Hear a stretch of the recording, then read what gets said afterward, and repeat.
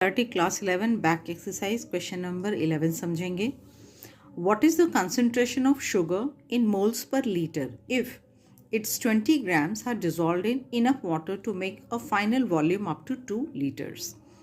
इसमें क्वेश्चन में पूछा गया है कि आपको 20 ग्राम्स चीनी दिया गया है जिसको कि आपने 2 लीटर वॉल्यूम ऑफ वाटर में मिला दिया. 2 लीटर पानी में आपने 20 ग्राम चीनी डिज़ोल्व किया. तो आपको बताना है जो सोल्यूशन तैयार होगा उसमें शुगर का कंसंट्रेशन कितना है. कंसंट्रेशन मतलब number of moles upon volume, जो कि आपको लीटर में निकालना है, मोल्स पर लीटर निकालना है. कहने का मतलब कि आपको मोल भी पता होना चाहिए, लीटर भी पता होना चाहिए. तो लीटर क्वेश्चन में दिया हुआ है डाटा में 2 लीटर. अब आइए कैसे निकालते हैं मोल, समझते हैं. आपको पता है कि molarity number of moles of solute upon volume of solution in litres होता है. और मोल्स निकालने के लिए सैंपल का जो भी मास है उसको हम डिवाइड करेंगे उसके मोलर मास से.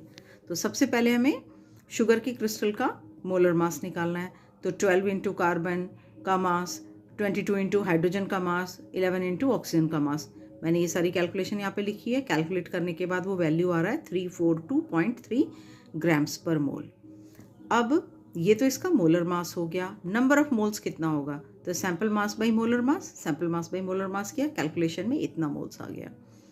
अब हमें मोलारिटी निकालनी है क्योंकि हमें कंसंट्रेशन बताना है. तो कंसंट्रेशन बताना है यानी कि मोल्स पर लीटर में बताना है. तो ये रहा मोलारिटी का फॉर्मूला.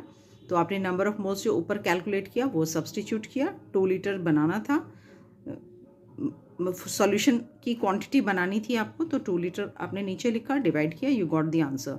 तो कंसंट्रेशन ऑफ जो शुगर मॉलिक्यूल है वो सॉल्यूशन में 0.0292 मोल्स पर लीटर है.